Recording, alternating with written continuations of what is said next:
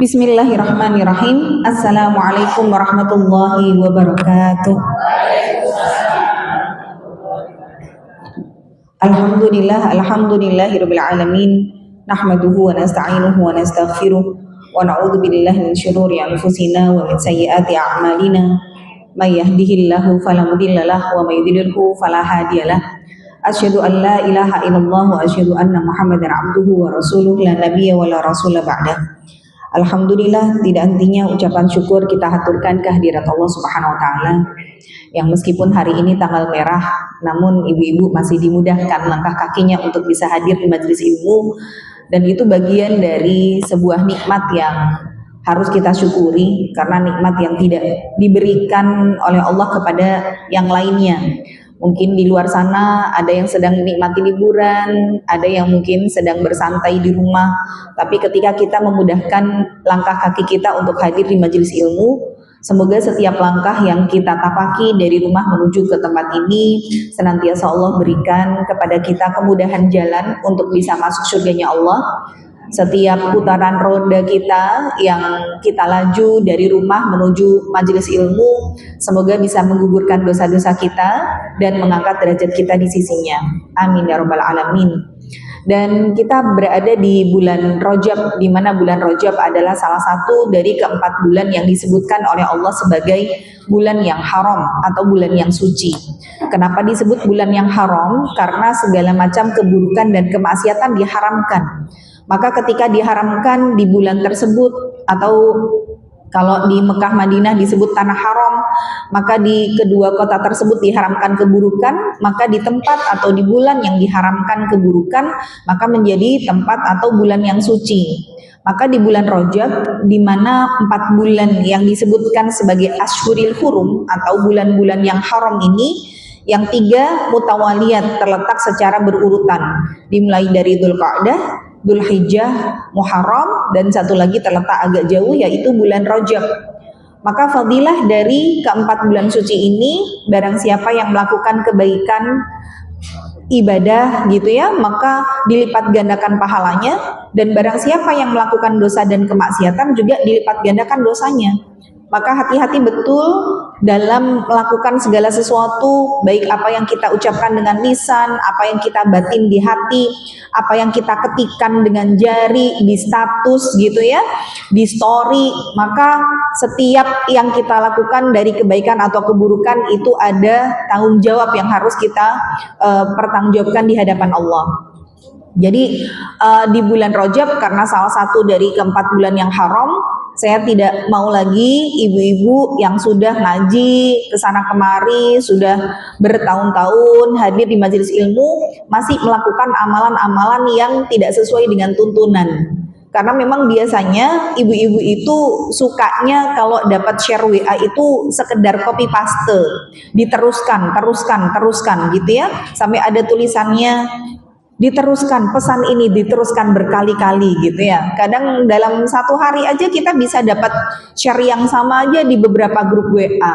Nah, kadang kita ini merasa bahwa kalau yang kita terima adalah sesuatu yang baik, wah ini harus disebarkan nih ke yang lain, biar yang lainnya juga dapat kebaikannya. Cuman kita nih sebagai seseorang yang ngerasanya sesuatu yang baik harus diteruskan, kadang nggak recheck dulu, nggak ngecek dulu, nggak nanya dulu, apakah ini dalilnya ada atau enggak, dasarnya sesuai dengan tuntunan enggak, hadisnya sahih atau enggak, boleh diamalkan atau enggak gitu. Ibaratnya kayak gaco aja, asal aja, oh iki apik terus nih gitu ya. Maka dalam urusan ibadah itu syarat diterima cuma 2. Yang pertama harus ikhlas karena Allah, dan yang kedua harus sesuai dengan tuntunan Rasul. Jadi mau sebaik apapun amal kita, kalau Rasul nggak mengajarkan ya akan menjadi amal yang tertolak. Dan terutama di bulan Rajab ini banyak sekali hadits-hadits palsu yang kemudian diamalkan menjadi sebuah rutinitas ibadah. Contoh misalkan di bulan Rajab, Rajab adalah bulan yang ketika kita melakukan satu kali puasa saja, maka pahalanya seperti ibadah 100 tahun. Atau misalkan ini di hari Kamis gitu ya, malam Jumat pertama di bulan Rajab, kalau kita sholat sunnah kemudian diikuti dengan zikir sekian ratus kali, maka pahalanya sekian-sekian. Maka semua hadis tentang fadilah, keutamaan, keistimewaan dan amalan tertentu yang dilakukan di bulan Rajab hukumnya adalah palsu, hadisnya palsu, sehingga tidak boleh kita melakukan amalan khusus dan amalan tertentu di bulan Rajab. Kalau kita mau untuk mendapatkan pahala yang berlipat ganda, maka silahkan dengan melakukan amal sholih, tapi tetap amal sholih yang sesuai dengan tuntunan. Jadi tidak ada kok misalkan ditanya hari Jumat poso apa? Poso Rejab loh, puasa Rejab itu tidak ada gitu ya. Jadi yang ada apa? Yang ada adalah puasa yang memang sesuai dengan tuntunan. Jadi misalkan sesuai dengan tuntunan itu, kalau misalkan kita biasa untuk puasa Senin Kamis, kemudian boleh karena di bulan Rajab kita Senin Kamis iya, Daud iya gitu ya, Ayamul Bid iya. Jadi semua dari puasa sunnah yang tidak kita kerjakan di bulan lain karena ini bulan haram kita kerjakan semuanya. Misal di hari Senin kita niatin puasa Senin sekaligus Daud boleh, karena menggabungkan antara puasa sunnah dengan sunnah itu hukumnya boleh. Sehingga kalau misalkan ibu dalam satu kali puasa niatnya 3, niatnya 4, mungkin nanti akan bersamaan dengan puasa Ayamul Bid misalkan gitu ya, maka bisa jadi Senin iya, Daud iya, Ayamul Bid iya, maka boleh dengan 3 niat sekaligus. Nah ini kita lakukan di bulan, salah satunya bulan Rajab. Begitu juga dalam melakukan sholat sunnah. Sholat sunnah, ibu misalkan biasanya setiap hari itu yang nggak pernah ditinggalkan adalah duha sama witir misalkan ya, atau duha sama tahajud. Tapi karena ini bulan Rajab, maka ibu pengen ya tahajud, ya tobat, ya sholat sunnah setelah wudhu, ya hajat misalkan ya, maka boleh misalkan di misalkan di pagi ini ibu berangkat dari rumah jam 7:04, sudah dalam keadaan berwudu, kemudian masuk masjid karena tasmi 7:30, ibu belum mendapati ada yang tasmi, wis bismillah, ini mumpung belum ada yang tasmi, tak sholat dulu. Ibu masuk masjid, sholat 2 rakaat, niatnya sholat sunnah setelah wudu karena tadi di rumah wudu belum sempat sholat sunnah. Ibu masuk ke masjid, niatnya sholat sunnah setelah wudhu, sekaligus sholat tahiyatul masjid karena masuk masjid, sekaligus karena ini waktu duha, sholat duha gitu ya, sekaligus karena ada hajat yang pengen Allah ijabahi, sekaligus sholat hajat. Kemudian ibu juga yang namanya manusia pasti tidak lepas dari kesalahan. Ibu diniatkan sekaligus sholat tobat. Nah jadi 2 rakaat, ibu niatnya 5 gitu ya. Ya sholat sunnah setelah wudhu, ya sholat tahiyatul masjid, ya duha, ya hajat, ya taubat, boleh. Karena menggabungkan antara sunnah dengan sunnah. Nah, jadi mumpung bulan Rajab, setiap kebaikan dilipat gandakan, maka sebaiknya setiap ibadah itu kita niatin banyak-banyak gitu ya. Misalkan ibu hadir di majelis ilmu, kalau niatnya cuma ngaji ya udah dapat pahalanya ngaji aja. Tapi ketika ibu niatkan hadir di majelis ilmu, bismillah, semoga setiap langkah kakinya bisa menggugurkan dosa, mengangkat derajat, berkumpul dengan orang-orang solih gitu ya, menggunakan waktu dengan baik, menghindarkan diri dari kemaksiatan, menambah ilmu misalkan. Maka setiap yang kita niatkan dalam ibadah sebanyak apapun, Allah juga kasih sesuai dengan apa yang kita niatkan ya. Tapi begitu juga di bulan Rajab tadi, kalau di bulan Ramadan yang namanya pahala dilipat gandakan, tapi kalau dosa tidak dilipat gandakan bulan Ramadan. Tapi justru di bulan Rajab atau 4 bulan yang suci itu, setiap kemaksiatan yang kita lakukan sekecil apapun itu juga dilipat gandakan dosanya. Bahkan Allah katakan innallaha ya'lamu kha'inatal a'yun. Allah itu sampai tahu loh mana pandangan mata yang khianat. Artinya apa? Kita sekedar melerok saja ngelihat orang nggak seneng gitu. Iki kok ngopo kok teko. Ah, ibu melerok itu ada dosa loh yang berlipat ganda di situ. Ibu ketika nyindir orang di status gitu ya, dek mau enek uang ini misalkan, kemudian baru 10 menit statusnya udah dihapus, terus ada orang yang nanya, loh perasaan kamu tadi bikin status deh, kok tiba-tiba udah statusmu udah hilang? Oh, target sudah membaca pesan saya. Wah, jadi bikin status itu sekedar buat nyindir orang. Loh, hati-hati, di situ juga ada dosa yang berlipat ganda ya. Jadi lebih berhati-hati di bulan Rajab, jangan kita melakukan satu amal ibadah yang kita pikir ini baik, ini ibadah nih, tapi ternyata tidak sesuai dengan tuntunan Rasul, karena itu akan menjadi amal yang tertolak, bahkan bisa memicu kita terjerumus ke dalam kemaksiatan dan dosanya berlipat ganda. Wal'iyadzubillah gitu ya. Jadi hari ini juga bertepatan dengan 25 Desember ya, kita tidak sebagai orang beriman, sebagai seorang muslim yang ibu-ibu juga sudah belajar bertahun-tahun, saya tidak kepengen lagi, mungkin ada yang bertanya boleh nggak ngucapin gitu ya, karena tetangga saya itu baik banget sama saya, kalau nggak ngucapin gimana. Nah itu saya nggak mau lagi sebenarnya menjawab bagi orang-orang atau ibu-ibu yang sudah ngaji bertahun-tahun gitu. Kalau ngajinya baru-baru aja, ya kalau masih bertanya ya wajar. Tapi jelas kita sebagai orang muslim tegas bahwa tidak ada yang namanya kita mengucapkan selamat hari raya gitu ya kepada non muslim, seberapapun dekatnya kita dengan tetangga atau bahkan mereka bagian dari keluarga kita, tidak, lakum dinukum waliyadin. Adapun gitu ya, saya mengambil sebuah pembelajaran yang mungkin nanti ibu-ibu bisa jadi dapati di luar sana, karena mungkin ada beberapa orang Islam yang masih mengucapkan dan mereka membolehkan itu dengan mengambil dalil gitu ya. Ada dalil di dalam Al-Quran di mana Nabi Isa itu mengatakan salamun alayya yauma wulidtu wa yauma amutu wa yauma ub'atsu hayya. Salamun alayya. Nah, kata salamun alayya itu ada yang menafsirkan salah dengan mengatakan bahwa loh Nabi Isa aja bilang loh salamun alayya, ucapkanlah selamat atasku hari di mana aku dilahirkan, hari di mana aku dimatikan, dan hari di mana aku dibangkitkan dalam keadaan hidup. Maka di tanggal 25 Desember versinya Nabi Isa dilahirkan atau di agama lain Yesus gitu ya. Loh, berarti kon ngucapke selamat hari Natal. Nah, itu penafsiran yang salah.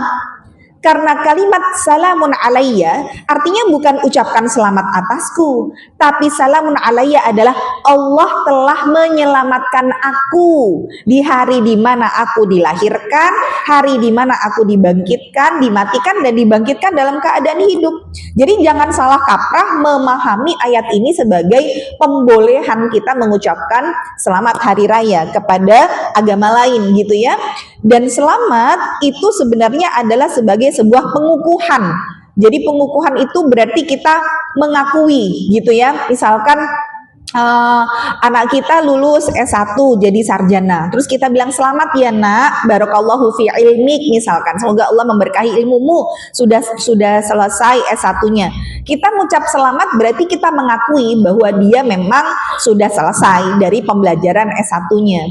Maka kalau kita mengucapkan selamat Natal yang versi orang Kristen adalah hari di mana Yesus atau Nabi Isa itu dilahirkan, sekarang kita pahami dulu, bener nggak Nabi Isa lahir tanggal 25 Desember? Kan gitu. Nah, sekarang kalau kita lihat ini secara logika saja, kalau 25 Desember itu di luar negeri sedang musim apa, Bu? Musim salju, musim dingin gitu ya. Makanya kalau dalam film-film yang biasa hari Natal itu kan rata-rata turun salju. Nah, sekarang benarkah Nabi Isa lahir di bulan Desember? Kan itu pertanyaannya. Ada nggak sih jawabannya di dalam Al-Quran? Ada. Walaupun tidak dituliskan secara tanggal, tapi Allah kasih kasih sebuah pertanda sama kita, di mana saat Ibunda Maryam akan melahirkan Nabi Isa alaihi salam, apa yang beliau lakukan gitu ya, ketika dalam keadaan benar-benar sudah tidak kuat karena rasa yang begitu sakitnya, maka sampai Allah di situ mengatakan kepada Ibunda Maryam, wahuzi ilaiki bijid'in nakhlah tusakit alaiki rutaban janiya. Wahuzi, goyangin itu pohon kurma supaya berjatuhan buahnya. Jadi salah satu yang bisa membuat Ibunda Maryam itu jadi kuat melahirkan adalah dengan mengkonsumsi rutop gitu. Rutop itu adalah kurma basah. Sekarang kita lihat, berarti Nabi Isa itu ketika lahir dalam kondisi pohon kurma sedang berbuah. Dan pohon kurma itu tidak berbuah di musim dingin. Pohon kurma itu berbuahnya di musim panas. Nah, musim panas itu berarti kapan gitu ya? Musim panas itu saya dulu kuliah di LIPI ya. LIPI itu salah satu kampus yang memang cabang langsung dari Arab Saudi, sehingga kita yang namanya gurunya semua orang Arab langsung, pembelajaran sehari-hari ngomong bahasa Arab, dan kita memang nginduknya ke Arab. Jadi hari kemerdekaan Arab, hari negara Arab kita libur gitu ya. Termasuk kalau di Arab itu liburan musim panas, kita sebutnya utlah soifi ya, liburan musim panas tuh 3 bulan, kita ikut libur karena dosennya mudik semua ke Arab. Nah, jadi saya mengenal namanya musim panas gitu ya, karena kampus libur 3 bulan, itu di sekitaran bulan Juni, Juli, Agustus. Nah, berarti kalau Nabi Isa lahir di musim panas, bukan di Desember pasti. Karena di antara 3 bulan ini, karena pada saat itu kurma sedang berbuah gitu ya. Nah, maka dari sini pun harusnya kita paham, kalau kita mengucapkan selamat Natal berarti kita mengakui bahwa Nabi Isa lahir di bulan itu. Lah Nabi ini sopo, Nabi Isa nggak lahir di bulan itu kok gitu ya. Berarti kan kita menganggap bahwa ya ada nabi yang lain, ada Tuhan yang lain gitu loh maksud saya ya. Jadi dengan tegas saya juga mengingatkan ibu-ibu semua, sebagai bentuk tenggang rasa, sebagai bentuk kita toleransi dengan non-muslim, tidak harus dengan mengucapkan selamat gitu ya. Masih banyak cara untuk bisa kita menunjukkan bagaimana menjadi orang Islam yang juga mempersilahkan mereka untuk melakukan ibadah sesuai dengan keyakinannya, meskipun kita juga tidak mengucapkan, tapi bukan berarti kita juga memusuhi mereka gitu ya. Tetap berakhlak dengan akhlak yang sebagaimana Rasulullah ajarkan kepada non-muslim, walaupun tidak harus mengucapkan. Begitu ya Bu ya. Nah, ini mungkin prolog dari saya, semoga bisa untuk memberikan sebuah pembelajaran buat kita di pagi hari ini, supaya bisa lebih tegas lagi dalam beribadah, tidak sekedar kita ikut-ikutan lah biasanya ngono gitu ya.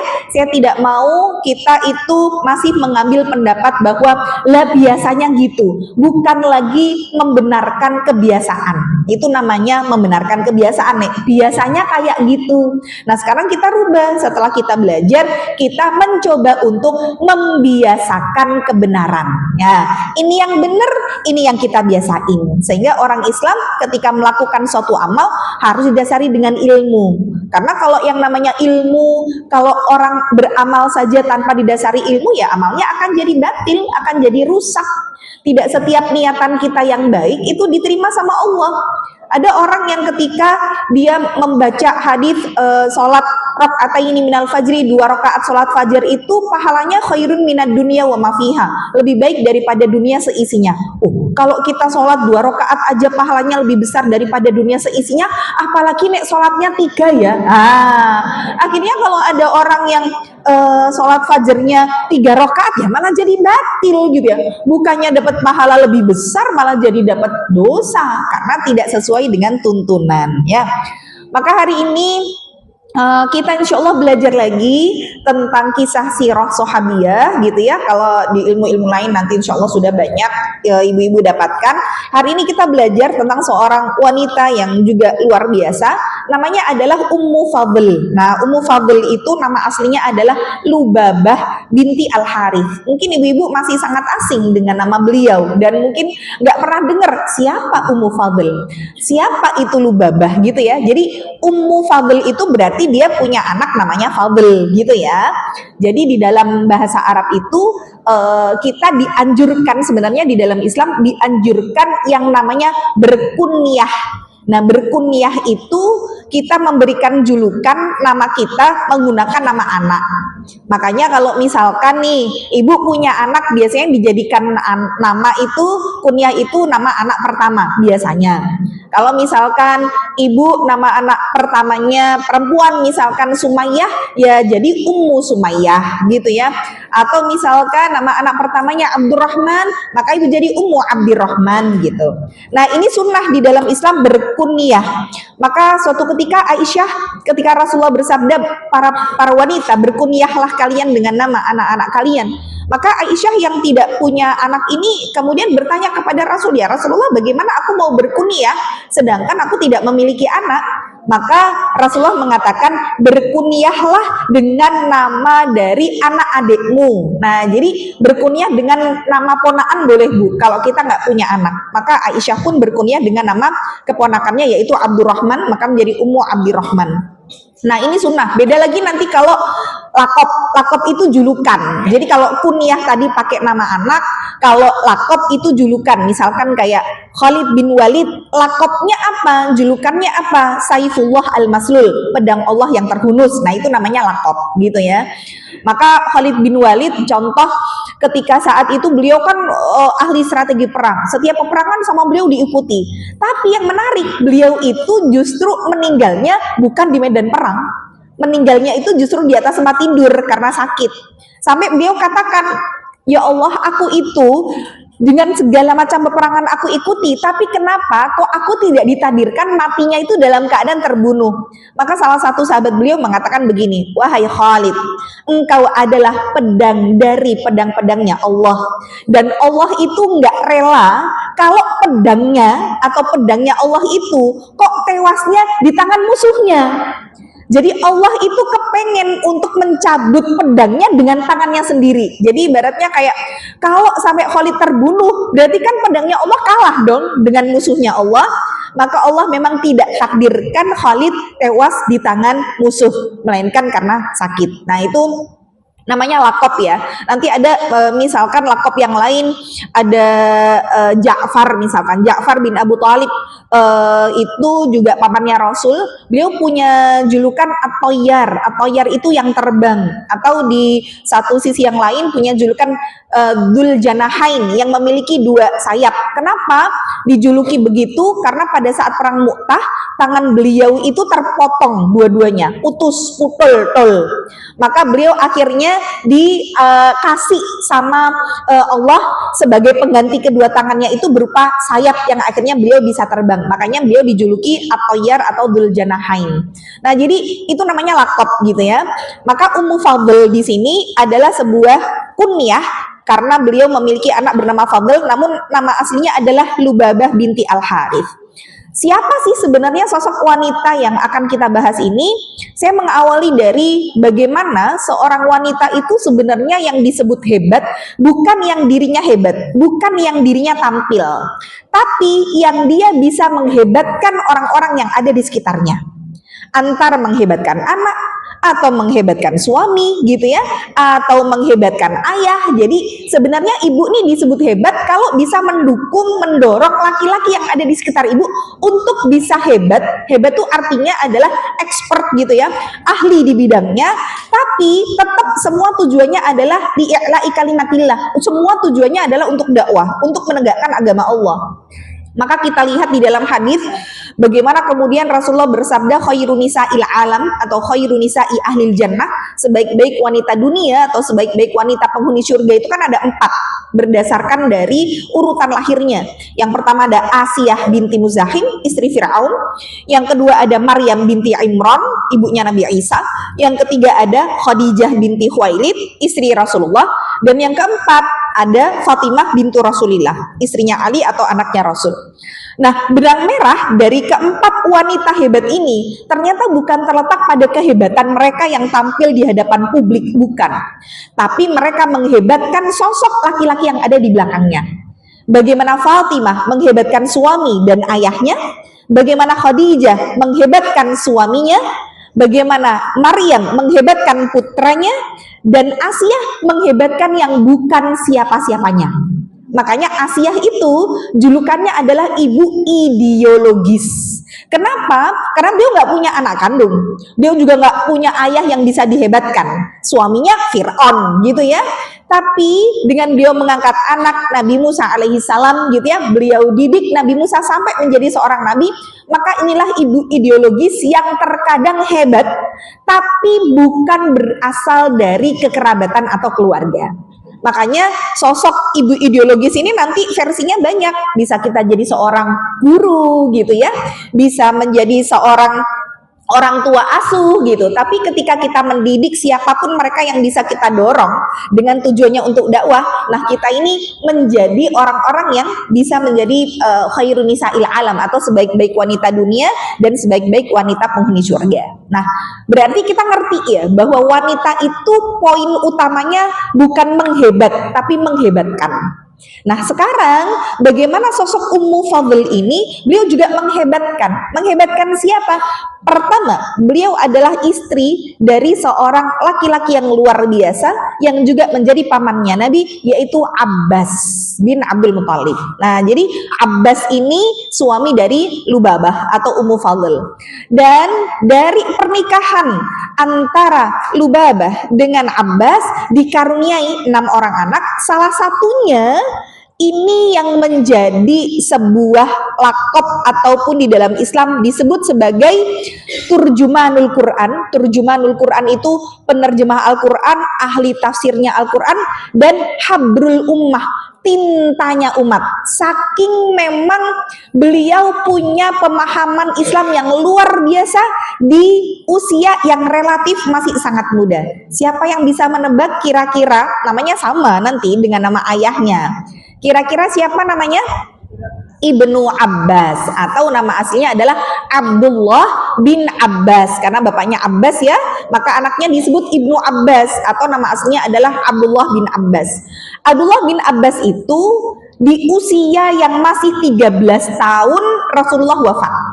Jadi Ibnu Abbas sama Rasulullah itu sepupuan, karena kan bapaknya atau Abbas itu pamannya Rasul. Berarti Rasul sama Ibnu Abbas sepupuan gitu ya. Maka Lubabah ini kan sebenarnya bibinya Rasul gitu ya.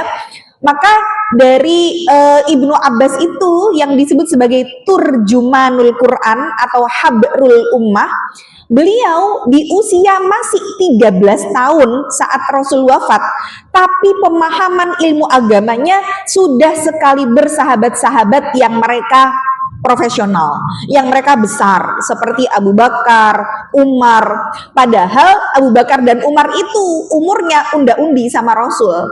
Jadi Rasul sama Abu Bakar tuh bedanya 2 tahun. Berarti Rasul 63, Abu Bakar 61.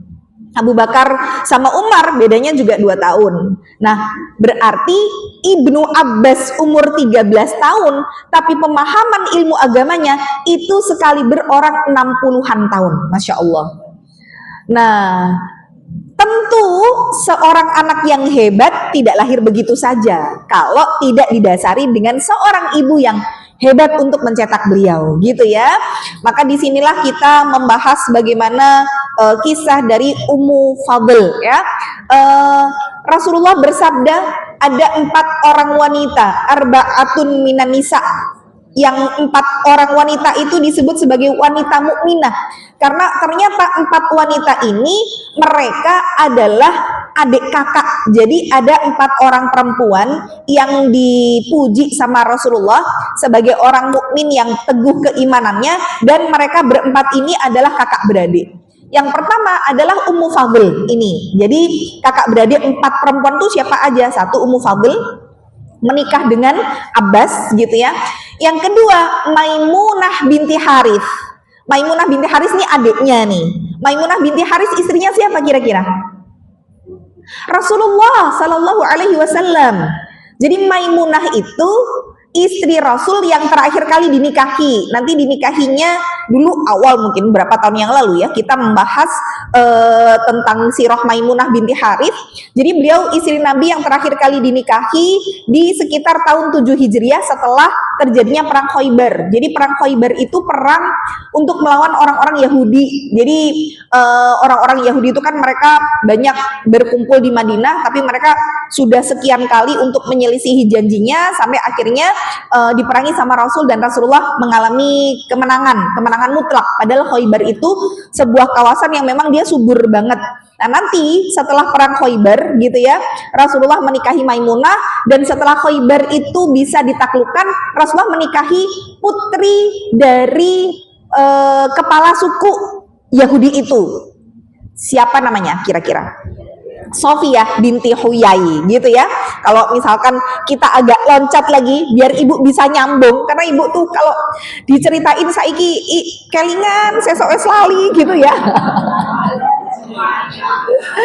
Jadi sudah nggak ingat lagi Sofiyah yang mana gitu ya, Maimunah yang mana gitu. Jadi nanti itu terjadinya perang Khaybar. Dulu itu orang-orang Yahudi banyak berkumpul di Madinah. Kenapa begitu? Karena mereka tuh sebenarnya di dalam kitabnya sudah dijelaskan bahwa nanti akan muncul nabi terakhir.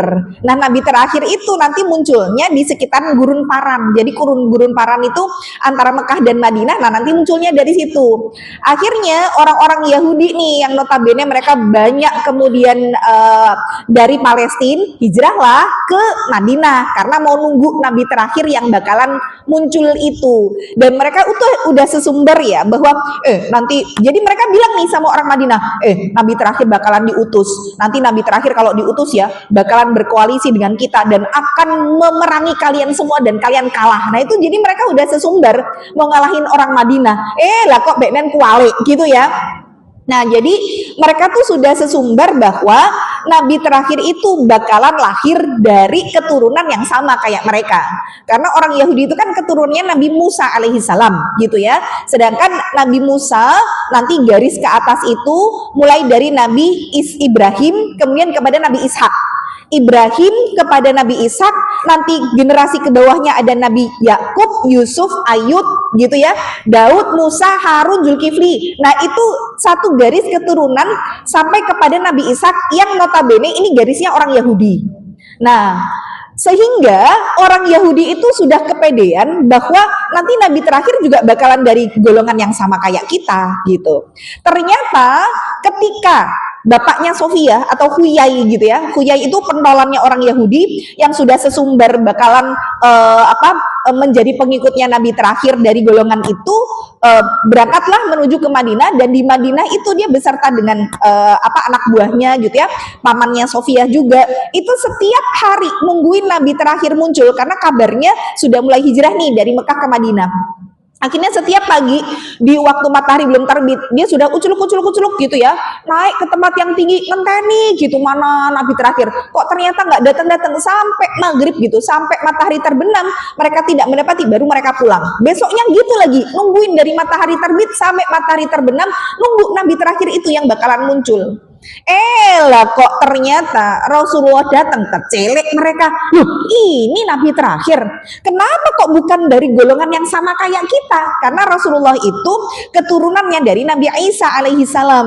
Nah, Nabi Isa nanti ke atasnya itu yang jadi nabi itu cuma dari Nabi Ibrahim, kemudian Nabi Ismail, baru Nabi Isa. Itu keturunannya. Jadi sebelum-sebelumnya tuh nggak ada keturunannya yang jadi nabi gitu loh. Makanya orang Yahudi itu ngerasa bahwa loh dari jalurnya Nabi Ishak itu banyak banget, Ibrahim, Ishak gitu ya, Yakub, Yusuf, Ayub, Daud, Musa, Harun, Zulkifli. Nah itu dari keturunan yang sama. Sedangkan dari garisnya Ismail cuma Ismail, Isa, Nabi Muhammad. Jadi karena orang Yahudi ini nggak mau untuk mengakui bahwa nabinya yang terakhir bukan berasal dari golongan mereka, akhirnya orang-orang Yahudi memilih untuk tidak jadi beriman gara-gara nggak apa ya, nggak sesilsilah. Ini banyak banget orang hari ini tuh fanatisme buta sama kelompok. Nek ora kelompok iki moh aku, nek ora usadah iki moh aku. Itu hati-hati loh ya. Kalau pengajiannya nggak ini dengan pakaian-pakaian tertentu, berarti usadanya sesat dan lain sebagainya. Hati-hati, fanatisme kelompok itu yang banyak menghancurkan. Nah, akhirnya karena orang-orang Yahudi itu sebenarnya dibiarkan tinggal di Madinah. Cuman mereka seringkali memusuhi, bahkan mereka berkoalisi dengan orang-orang kafir untuk kemudian memusuhi Rasulullah. Sampailah nanti terjadi perang Khaybar, gitu ya. Perang Khaybar itu perang melawan orang-orang Yahudi. Maka akhirnya Rasulullah mengalami kemenangan dan Huyai bin Akhtab atau kepala sukunya nanti terbunuh, pamannya terbunuh, sampai banyak orang-orang Yahudi itu juga dihukum pancung gitu ya, dipenggal kepalanya karena mereka mengkhianati perjanjian. Nah, disitulah nanti sosok Sofiyah binti Huyai sebagai anak seorang kepala suku gitu ya, kemudian ditanya sama Rasulullah, karena semua keluarganya tuh sudah tewas ditawan gitu ya, kemudian ditawarkan sama Rasulullah, mau nggak kamu masuk Islam, dan kalau masuk Islam akan aku nikahi. Sebagai seorang putri dari kepala suku, nek kita jadi Sofiyah mungkin mau aku, ayahku mbok bunuh, pamanku mbok bunuh, keluargaku dibunuh gitu ya. Terus tiba-tiba tertawan musuhnya mau nikahin, syaratnya masuk Islam. Nah, tapi karena Allah memang memberikan hidayah kepada Sofiyah saat itu, akhirnya Sofiyah dinikahi oleh Rasulullah. Nah, jadi satu-satunya istri Nabi yang berasal dari kalangan orang Yahudi itu ya Sofiyah itu. Kita sudah pernah bahas ya tentang Sofiyah. Kemudian setelah perang Khaybar, jadi pada saat perang Khaybar itu menikahi Sofiyah. Nah, setelah Sofiyah yang terakhir dinikahi adalah Maimunah binti Harith.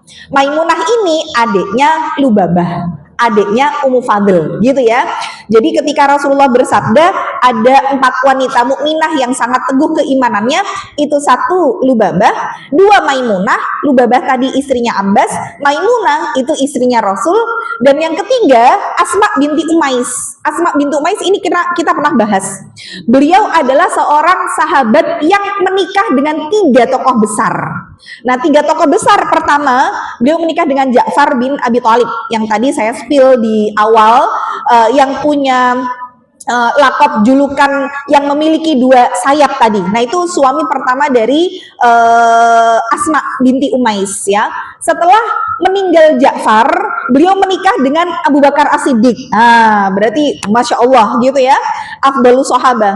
Setelah Abu Bakar meninggal, beliau menikah dengan Ali bin Abi Thalib. Nah, jadi Asma binti Umais itu keren-keren suaminya gitu ya, karena janda tapi nggak kaleng-kaleng lah ya, yang mengambil beliau menjadi istri. Ja'far bin Abi Thalib, Ali bin Abi Thalib, berarti Ja'far sama Ali apa Bu? Kok sepupu? Kakak adik gitu ya. Jadi pertama si Asma binti Umais ini nikah sama kakaknya dulu, kakaknya meninggal, baru nikah sama Abu Bakar meninggal, baru nikahin adiknya, jadi adik iparnya, ya, turun ranjang ibaratnya gitulah. Makanya kalau di dalam Islam sebenarnya tidak masalah untuk menikahi ipar selama tidak jadi satu ikatan pernikahan gitu ya. Maka Asma binti Umais adalah seorang wanita yang luar biasa. Ini kakak beradik. Nah, satu lagi saudara perempuannya adalah Salma binti Al-Harith. Beliau istri dari Hamzah bin Abdul Muthalib. Hamzah bin Abdul Muthalib, Hamzah itu punya julukan Asadullah. Asad itu artinya singa, ya. Asadullah itu singanya Allah. Ibu-ibu masih ingat saya pernah cerita tentang Hamzah. Jadi Hamzah itu terbunuh di perang Uhud, dan pada saat beliau terbunuh oleh seorang laki-laki bernama Wahsy gitu ya. Jadi Hamzah itu ada seorang wanita namanya Hindun. Hindun itu istrinya Abu Sufyan. Abu Sufyan itu siapa? Mertuanya Rasul. Nah, ini sebenarnya nyambung semua Bu ya. Mudah-mudahan ibu nggak pusing ya. Nggak pusing ya. Jadi Hindun itu istrinya Abu Sufyan. Saat itu masih dalam kondisi kafir ya. Kemudian Hindun ini sakit hati sama Hamzah karena di peperangan sebelumnya atau di perang Badar itu Hamzah banyak membunuh dari saudara-saudaranya. Akhirnya Hindun ini meminta seorang laki-laki yang namanya Wahsy untuk membunuh Hamzah dan nanti sama Hindun hatinya akan dimakan. Nah, akhirnya betul lah di peperangan Uhud akhirnya Hamzah terbunuh, kemudian Hindun begitu mendengar kematian Hamzah langsung mengambil pisau merobek bagian ulu hatinya, kemudian diambil hatinya dimamah aum aum aum gitu ya, dimakan itu. Tapi memang Allah menjaga untuk orang-orang yang mati syahid itu tidak akan lekang jasadnya oleh apapun, sehingga ketika Hindun akan memakan hati tersebut sama Allah dimuntahkan. Jadi dia nggak bisa untuk menelan, akhirnya dimuntahkan. Dia coba percobaan yang kedua, dimakan lagi aum aum aum gitu ya, mau telan dimuntahkan lagi sampai 3 kali, akhirnya dia lepehkan. Dan inilah kematian Hamzah. Namun di tahun sekitar 2000-an gitu ya, saya pernah kisahkan terjadi banjir besar yang di sekitaran Mekah dan Madinah, dan memang membuat tanah yang ada di sekitaran sana itu nggak bisa untuk menahan curah air.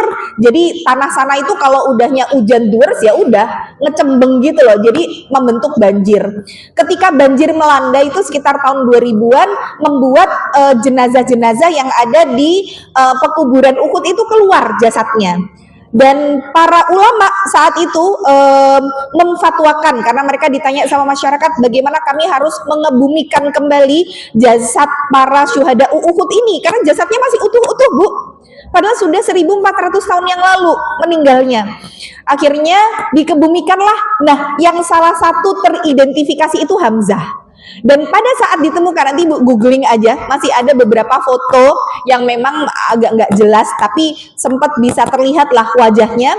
Dan kenapa ini bisa teridentifikasi sebagai Hamzah? Karena pada saat ditemukan, posisi tangannya masih megang perut yang diambil hatinya sama Hindun, dan itu kondisinya darah masih segar mengucur. Padahal sudah 1400 tahun yang lalu. Makanya nanti kalau ibu-ibu ke pekuburan Uhud itu saat haji atau umroh, di situ ada sekitar 3 makam yang ditaruh di tengah. Nah, itu salah satunya adalah kuburannya Hamzah bin Abdul Muthalib gitu ya. Nah, Hamzah ini suami dari Salma binti Al-Harith. Makanya Rasulullah sampai memuji dari keempat kakak beradik ini karena mereka memang punya keistimewaan yang luar biasa. Nah, jadi kita lihat bagaimana Ummu Fadl ini, beliau termasuk dari golongan wanita yang pertama kali masuk Islam, bahkan tidak ada yang masuk Islam sebelum beliau kecuali Khadijah. Nah, Khadijah itu kan orang pertama yang masuk Islam dari kalangan wanita. Kalau dari kalangan anak-anak nanti ada Ali bin Abi Thalib, dari kalangan orang dewasa ada Abu Bakar As-Siddiq gitu ya. Maka dari kalangan wanita setelah Khadijah itu Lubabah atau Ummu Fadl. Dan nanti Allah memang mengistimewakan ya, ada generasi-generasi yang memang Allah berikan kepada mereka porsi keimanan, porsi surga itu beda sama orang-orang yang masuk Islam belakangan, yang disebut sebagai as-sabiqunal awwalun, atau orang-orang yang mereka memang terdahulu masuk Islamnya. Sama orang-orang yang masuk Islamnya generasi Fatuh Makkah atau penaklukan kota Makkah, ya beda. Karena pada saat menaklukkan kota Makkah itu orang tuh masuk Islam berbondong-bondong gitu. Bisa dibilang berbondong-bondong ya karena mereka memang sudah dalam keadaan kalah gitu, sehingga mereka masuk Islam. Tapi generasi awal masuk Islam itu kan mereka penderitaannya luar biasa gitu loh. Makanya Allah kemudian katakan di antara yang diistimewakan itu dari kalangan para sahabat adalah as-sabiqunal awwalun, yang mereka memang masuk Islam generasi awal. Kemudian nanti yang mereka mengikuti baiat Aqobah atau yang mereka bersumpah setia, yang di pekan bulan lalu saya jelaskan ada yang dibaiat sama Rasulullah di bawah pohon itu ya, atau disebut baiatur ridwan. Atau ada orang-orang yang memang diistimewakan sama Allah dari para Ahlul Badr. Ahlul Badr itu mereka yang ikut perang di perang Badar.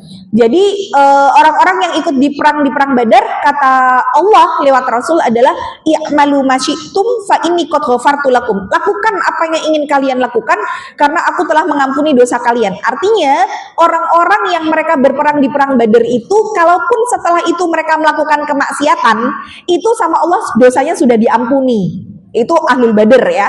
Tapi kita nggak boleh untuk menjadikan Ahlul Badr ini juga sebagai sarana untuk kita tawasul atau minta kepada Allah pakai perantara dari orang-orang ini, maksudnya orang-orang dari para syuhada. Karena banyak sekali misalkan hari ini karena kita nggak mudeng gitu ya, kalau ternyata ada sholawat yang tidak sesuai dengan tuntunan, kita pikir kita bersolawat itu ya ibadah gitu, padahal isi sholawatnya bukan sesuai dengan apa yang Rasul ajarkan. Salah satunya ada sholawat yang sering kali masih kita dendangkan dan itu bertawasul dengan Ahlul Badr. Tawasal Nabi Bismillah, tawasal Nabi Bismillah, wabil hadi Rasulillah. Nah itu saya tidak pengen ibu-ibu masih mendendangkan sholawat tersebut, karena itu isinya kesyirikan. Tawasal Nabi Bismillah, wabil hadi Rasulillah, wa kulli mujahidin lillah bi ahlil badri ya Allah, gitu ya. Bertawasul dengan Rasul, Rasul juga sudah wafat, kita tidak boleh bertawasul dengan beliau. Kemudian bertawasul dengan Ahlul Badr gitu ya. Ahlul Badr juga sudah nggak ada, walaupun memang Allah istimewakan mereka. Tapi nggak boleh kita bertawasul dengan orang solih yang sudah meninggal. Kalau orang solihnya masih hidup, boleh. Ibu datang ke ustadz, tolong doakan saya supaya begini-begini, nggak masalah. Tapi kalau ustadznya sudah meninggal, kita nggak boleh gitu ya. Maka bagaimana kisah Ummu Fadl ini? Beliau adalah seorang istri yang luar biasa, mendampingi suami yang saat itu memang Abbas belum masuk Islam, dan beliau masuk Islam sampai akhirnya menyembunyikan keislamannya. Maka beliau punya kerabat-kerabat yang luar biasa tadi ya, punya adik Maimunah binti Haris, punya anak Abdullah bin Abbas. Saya sedikit kisahkan tentang bagaimana kisah sampai Ibnu Abbas itu menjadi turjumanul Quran. Jadi terjemahan Quran, ahli tafsirnya Al-Quran. Nah, kalau kita melihat dari istri-istri Rasulullah, Ibnu Abbas ini kan sepupunya Rasul. Maka kalau Ibnu Abbas itu pengen nginep di rumahnya Rasul saat Rasul jatah dengan istri yang lain, tentu nggak boleh. Misalkan jatahnya dengan Aisyah, Ibnu Abbas numpang nginep, nggak boleh, karena Ibnu Abbas sepupunya Rasul gitu ya. Sedangkan sepupunya Rasul dengan istri Rasul yang lain itu bukan mahram, sehingga ya tidak boleh di situ. Tapi Ibnu Abbas ini satu-satunya istri Rasul yang boleh untuk beliau nginep saat di situ. Berarti di tempat siapa, Bu? Maimunah gitu ya, Maimunah binti Haris. Karena Maimunah siapanya? Ibnu Abbas. Ya, tante, bule gitu ya. Berarti Ibnu Abbas ini kan ponakan langsung, karena anak dari kakaknya. Berarti mahram. Kecuali kalau Ibnu Abbas itu keponakannya Rasul, nah itu bukan mahram sama Maimunah. Bisa mudeng nggak, Bu? Jadi kalau keponakan kita itu mahram selamanya dengan kita. Tapi kalau ponakannya suami itu bukan mahram dengan kita. Maka ibu boleh nikah sama ponakannya suami kalau suaminya sudah meninggal atau suaminya sudah bercerai, gitu ya. Atau ke atas, ibu punya bibi paman, om. Tapi omnya ini adalah suaminya tante. Jadi yang adiknya bapak kita itu bule. Nah, bule kita nikah nih, kita yang manggilnya Pak Le. Tapi Pak Le ini adalah suaminya bule, bukan adiknya bapak kita. Maka kita nih mau nikah sama Pak Le kita boleh, Bu, selama bule kita meninggal. Atau bule udah cerai sama Pak Le, maka boleh nikahin ponakannya istri, gitu ya. Nah, ini juga saya sudah kisahkan di kisahnya. Ingat nggak siapa? Umamah gitu ya. Umamah cucunya Rasul. Karena beliau menikah dengan siapa, Bu? Umamah cucunya Rasul nikah sama siapa, Bu? Ingat nggak? Nggak ingat. Sama Ali bin Abi Thalib. Nah, jadi Ali itu kan istrinya Ali kan Fatimah. Sedangkan Umamah itu kan anaknya Zainab. Zainab sama Fatimah itu kan kakak beradik. Maka ketika Zainab meninggal dunia, saat itu Umamah masih kecil, ini saya sudah kisahkan loh. Ketika Umamah masih kecil, karena memang akhirnya diasuh sama Fatimah gitu ya, bersama dengan anak-anaknya Fatimah. Dan saat itu Fatimah pun menyusul Rasul setelah 6 bulan kepergian Rasul. Umur Fatimah 29 tahun dan Umamah saat itu sekitar 13 tahun ketika Fatimah meninggal. Dan di situ Fatimah berkata kepada Ali, tolong nanti kalau aku meninggal nikahilah Umamah, karena Umamah ini sudah sayang ke anak-anak kita sebagaimana menyayangi adik-adik mereka sendiri, karena kan diasuh barengan nih sama Fatimah. Jadi Umamah itu kan ponakannya Fatimah, maka tidak mahram dengan Ali. Maka ketika Fatimah meninggal, boleh nikahi pamannya, gitu ya. Paham ya Bu ya? Nah itu kalau di dalam Islam namanya adalah mahram sementara, nggak boleh nikah sementara waktu. Maka Maimunah binti Harith itu bibinya dari Ibnu Abbas. Maka Ibnu Abbas itu karena memang beliau nih lahir pada saat orang-orang kafir Mekah memboikot Rasul dan keluarganya. Jadi sekitar tahun 10 kenabian itu sebelum hijrah ke Madinah, karena orang-orang kafir ini sudah putus asa, gimana nih caranya untuk menghentikan dakwahnya Rasulullah. Ditawari dengan wanita yang punya kemuliaan, cantik jelita, nggak mau dituker gitu ya, mau diiming-imingi sama harta jabatan juga ditolak gitu. Sedangkan di sekitarnya Rasulullah itu backingannya, paman-pamannya itu orang-orang hebat, pemuka-pemuka suku. Jadi mereka tuh mau ngebunuh Rasul nggak bisa karena Rasul punya backingan yang super power. Akhirnya orang-orang kafir itu sepakat, udahlah kita boikot saja nih Bani atau kabilahnya Muhammad dan semua orang yang mendukung dia. Akhirnya digiringlah keluarganya Rasul, baik dari paman-pamannya sampai satu keturunan kakek Bani Hashim, Bani Abdul Muthalib gitu ya, itu digiring ke sebuah lembah yang sangat tandus, namanya adalah Syi'ab Ali. Kemudian setelah digiring di situ, di lembah itu, mereka diadakan perjanjian, dan perjanjian itu nanti dituliskan di sebuah, apa ya, mungkin kalau bahasa sekarang kayak kertas lah, tapi mungkin dulu dari kulit binatang gitu.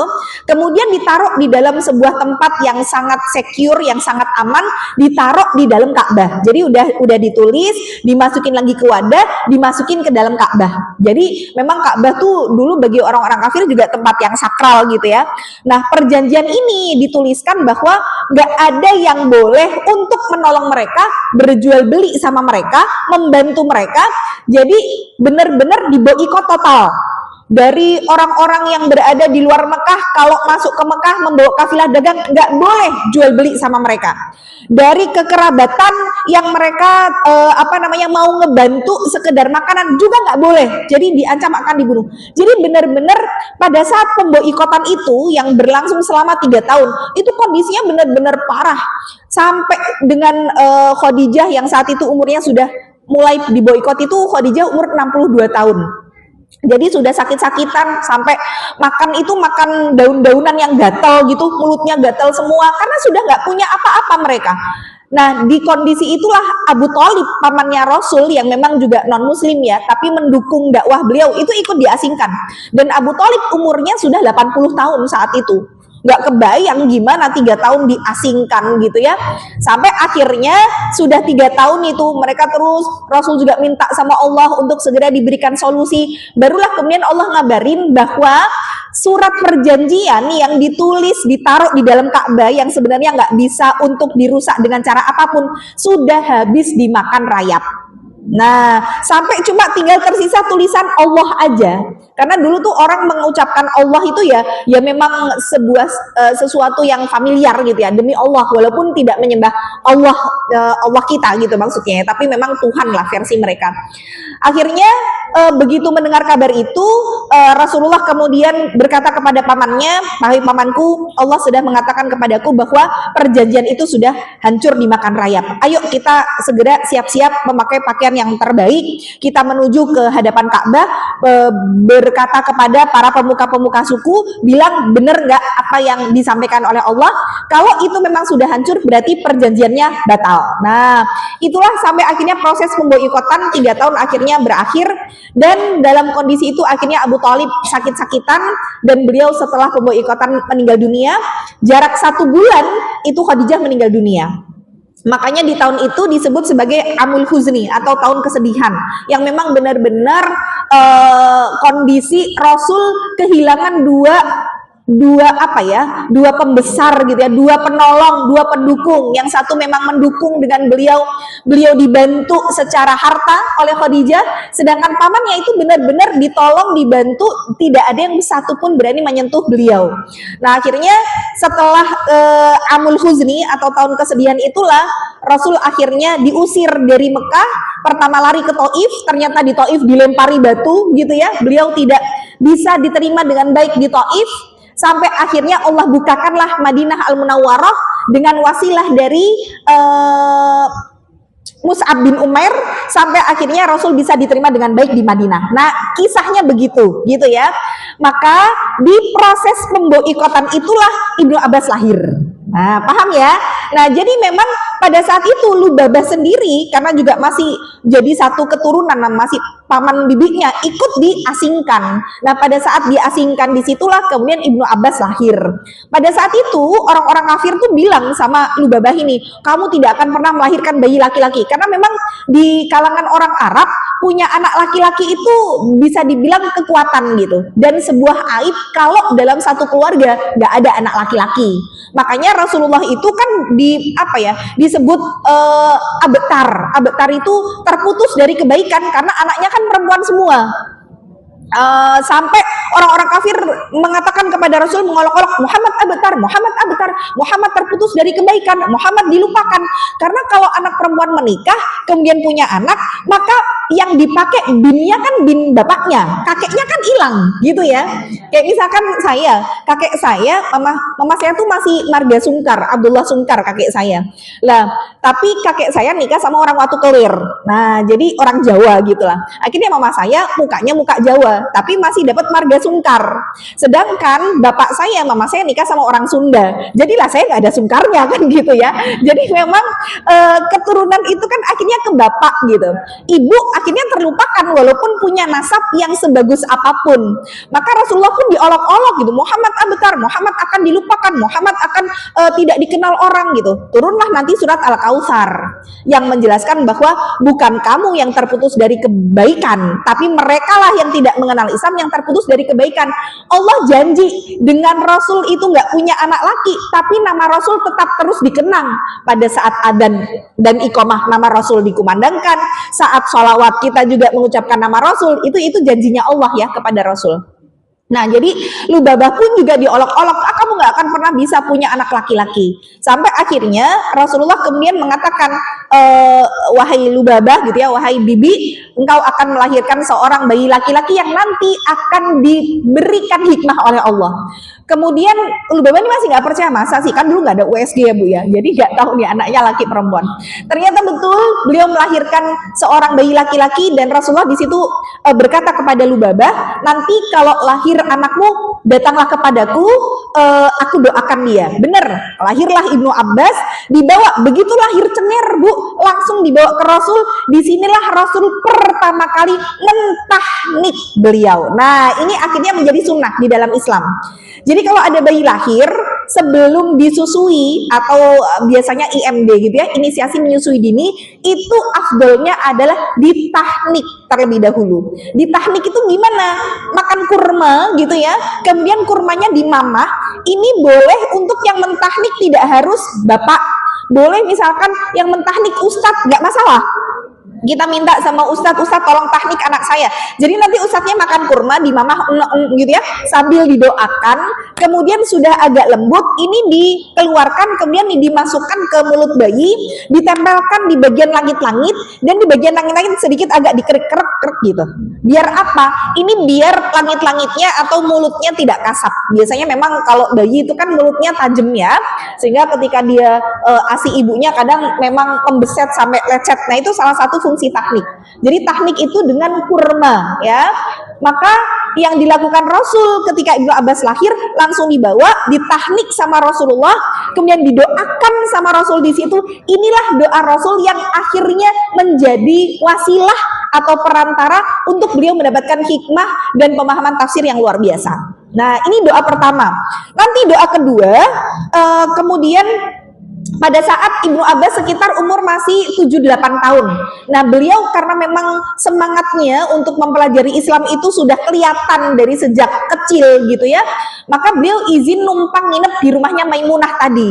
Pengen tahu kayak apa sih keseharian Rasul dari mulai bangun tidur sampai tidur lagi. Pas jatah Rasul di rumah Maimunah, beliau akhirnya numpang nginep.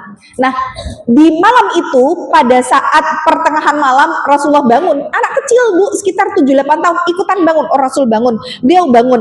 Kemudian tahu Rasul mau wudhu. Kemudian sama Ibnu Abbas itu diambilkan air untuk Rasulullah berwudhu, dan disitulah Rasul kembali mendoakan Ibnu Abbas dengan doa yang sunnah untuk kita bacakan kalau kita ngelihat anak kecil atau ketemu sama anak kecil. Bagaimana doanya? Allahumma faqihhu fiddin wa alimhu ta'wil. Nah, ini doanya Rasul kepada Ibnu Abbas ya, sambil dipegang kepalanya gitu ya, kemudian didoakan Allahumma, ya Allah, faqihhu, faqihkanlah, fahamkanlah dia dalam urusan agama, wa alimhu, dan ajarkanlah dia at-ta'wil, tafsir. Nah, akhirnya dengan doa itulah Ibnu Abbas menjadi orang sebagai ahli tafsir. Kemudian nanti hadisnya ini yang diambil untuk menjadi tuntunan kita di sholat malam. Jadi pada saat Ibnu Abbas setelah mengambilkan air wudhu untuk Rasul, kemudian beliau bersama dengan Rasul sholat. Tadinya Ibnu Abbas itu sholatnya di belakang Rasul, sampai akhirnya Rasul narik tangannya Ibnu Abbas untuk di samping beliau. Mundur lagi, ditarik lagi samping beliau. Mundur lagi, ditarik lagi sama beliau. Nah, akhirnya dijejerkan di sampingnya. Nah, di situ Ibnu Abbas mulai nanti keluar hadis atau diriwayatkan hadis ya dari beliau, sholat malamnya Rasul itu ternyata yang dilihat oleh Ibnu Abbas adalah 13 rakaat. Kalau di hadisnya Aisyah, sholat malamnya Rasul 11 rakaat. Jadi ketika Rasul sahabat bertanya kepada Aisyah, wahai ibunda Aisyah, berapa jumlah sholat malamnya Rasul? Aisyah mengatakan, aku tidak pernah melihat Rasulullah itu sholat malam baik di bulan Ramadan maupun selain bulan Ramadan lebih dari 11. Tapi Ibnu Abbas ngelihat sholat malamnya Rasul 13. Nah, 13 itu 2 rakaat awal disebut rakaataini khafifatain, 2 rakaat yang ringan, karena dia sebagai pemanasan atau sebagai warming up, biar apa ya, acara inti atau sholat inti itu 11, tapi 2 rakaat ini biar membangun koneksi dulu sama Allah. Jadi 2 rakaat ringan ini yang Rasulullah lakukan sebelum inti dari sholat malam, 2 rakaat yang dibaca tidak membaca surat selain Al-Fatihah kok. Jadi udah suratnya Al-Fatihah kok. Jadi nggak pakai surat pendek setelahnya. Makanya disebut 2 rakaat sholat yang ringan gitu ya. Tapi inti sholat malam adalah di 11 rakaat itu. Bagaimana intinya? Nah, ini Ibnu Abbas akhirnya meriwayatkan, aku sholat bersama dengan Rasulullah, kemudian ketika berada di samping Rasul, Rasul itu kalau sholat malam bacanya selalu urut, ini sunnahnya. Jadi mulai dari Al-Baqarah gitu ya, kemudian ini gitu. Nah, itu yang saya juga terapkan kepada anak-anak di rumah Quran Salimah. Saya usahakan mereka kalau tahajud tolong diurutkan ya Jadi urut itu artinya ya mereka kalau bisa memang dari Al-Baqarah. Nah, akhirnya Ibnu Abbas ini melihat ya Rasulullah mulai membaca surat dari Al-Baqarah. Anak umur 7-8 tahun Bu, ketika jadi makmum gitu ya, iki kok sholatnya suwe men, Al-Baqarah ora rampung-rampung gitu ya. Jadi itu Al-Baqarah sudah pertengahan, kok Rasul kok nggak ruku-ruku, ini rukuknya kapan gitu, mana Al-Baqarahnya sudah tengah-tengah, oh mungkin nunggu Al-Baqarahnya selesai kali Rasul baru ruku gitu. Ternyata Al-Baqarah selesai, Rasul lanjut Bu ke surat Ali Imran. Anak ini mikir lagi, duh ini Ali Imran udah separuh kok nggak ruko-ruko, oh mungkin nunggu Ali Imran selesai. Ali Imran selesai, lanjut ke surat An-Nisa Bu. Dan ternyata ditunggu gitu ya, beliau baru ruku di rakaat pertama setelah membaca surat Al-Maidah. Berarti 1 rakaat Rasul hampir 6 juz. Hampir 6 juz itu Bu. Nah, akhirnya kata Ibnu Abbas saat itu, udah aku nggak mau lagi sholat jadi makmumnya Rasul di sholat malam gitu ya. Bukan karena beliau tidak mau sholat panjang, tapi khawatir nggak khusyuk karena menebak-nebak engkau rukuknya kapan yo. Akhirnya beliau daripada nggak khusyuk menebak-nebak, mending sholatnya sendiri gitu ya. Nah, jadi yang dilakukan Rasul itu ketika sholat malam memang sunnahnya bukan berapa banyak rokaat yang kita lakukan, tapi seberapa lama kita bisa berdiri. Itu sunnahnya sholat malam. Maka ibu nggak masalah mau sholat malamnya cuma 1 rakaat witir kayak Utsman bin Affan, tapi Utsman bin Affan 1 rakaat witir menghatamkan 30 juz hafalan Qur'annya. Itu Utsman, Bu, karena beliau secinta itu sama baca Quran. Makanya para sahabat itu akhirnya tidak lagi menjadikan tolak ukur sholat rakaat berapa, sholat malam, sholat taraweh berapa rakaat, yang benar 11 apa 23, enggak. Nek iso suwe ngadeknya sing suwe gitu ya. Jadi para sahabat itu akhirnya sholat malam ada yang 40 rakaat, 60 rakaat, itu enggak masalah, Bu. Jadi beda nanti sama Khalid bin Walid. Khalid bin Walid itu ternyata walaupun beliau ahli strategi perang kayak begitu, ternyata Bu di dalam riwayat beliau cuma hafal 2 surat tok di dalam Al-Quran. Loro tok pil, Bu. Apa kui? Al-Fatihah sama Al-Ikhlas. Ibu lebih pintar dari Khalid ya. Al-Kafirun masih apal ya, Qori'ah masih apal gitu. Khalid itu benar-benar Al-Fatihah sama Al-Ikhlas. Tapi ketika kemudian tahu bahwa Rasulullah bersabda yang sholat malam itu yang lama berdiri, lah beliau mikir, lah yang lainnya bisa 1 rakaat 30 juz selesai, lah aku apale Al-Ikhlas tok, lah piye sing aku mau lama berdiri. Maka beliau mengulang bacaan Al-Ikhlasnya dalam 1 rakaat sebanyak 76 kali. Nah, jadi ibu boleh ya kalau sholat malam apale lagi anabak peng swidak rolas gak apa-apa, Bu. Nah, jadi diulang terus anabaknya selama 50 kali, 60 kali nggak masalah ya, yang penting bisa lama berdiri. Nah, jadi nanti dari generasi sahabat gitu ya, karena memang Rasulullah itu terkadang sholat malamnya jamaah di masjid sama sahabat, kadang sholat malamnya sendiri di rumah. Kenapa begitu? Rasul nggak mau kita menganggap bahwa sholat taraweh, sholat malam itu harus jamaah. Karena sholat malam itu boleh dilakukan sendiri atau berjamaah. Maka para sahabat gitu ya, ketika berjamaah dengan Rasul, mereka tahu nih Rasul itu kalau sholat malam 30 juz rampung. Iya kebayang, Bu, kalau 1 juz saja 6, 1 rakaat aja 6 juz gitu ya, beliau 5 rakaat ya wes hatam gitu ya. Maka pada zamannya Rasulullah setelah meninggal, para sahabat kan sudah mulai sepuh-sepuh. Kalau 30 juz itu dibagi 11 rakaat, berarti kan rakaatnya mungkin sekitar 3 juzan lah, hampir 3 juzan gitu ya. Sedangkan para sahabat sudah tidak sekuat itu kondisi fisiknya. Maka pada saat Rasul wafat, Abu Bakar As-Siddiq khalifah, setelah itu Umar bin Khattab. Nah, Umar bin Khattab kan juga umurnya unda-undi sekitar 60-an. Maka beliaulah yang akhirnya pertama kali sholat malam sebanyak 23 rakaat. Tapi 23 rakaat itu juga sama 30 juz rampung. Nah, tapi kalau 30 juz dibagi 11 lebih panjang berdirinya dibanding 30 juz dibagi 23. Karena kalau dibagi 23 kan paling 1 juz lebih sedikit dan itu lebih ringan buat mereka berdirinya. Tapi tetap durasinya sama gitu ya. Makanya saya nggak kepengen ibu-ibu masih ribut aja. Sholatnya piro, 11 mau 23, nek 23 aku mau, nek 11 ya. Terus menganggap yang 23 bahwa yang 23 lebih baik, lebih afdol karena jumlah rakaatnya lebih banyak. Enggak, yang paling lama sing lebih afdol. Nek 11 rakaat itu 2 jam lagi rampung, 23 rakaat setengah jam bubar. Ya mending yang 11 kan gitu ya. Apalagi nanti ada rekor terbaru beberapa tahun yang lalu, 23 rakaat selesai dalam waktu 7 menit. Lah sholat apa? Ya, ini kan berarti memang tidak sesuai lah ya dengan tuntunan Rasul. Nah, ini baru saya ceritakan tentang versi Ibnu Abbas ya, bagaimana sampai menjadi tintanya umat itu dan pada saat itu Umar bin Khattab tuh lagi datang bersama dengan para sahabat yang kali bertua-tua, bawa Ibnu Abbas gitu.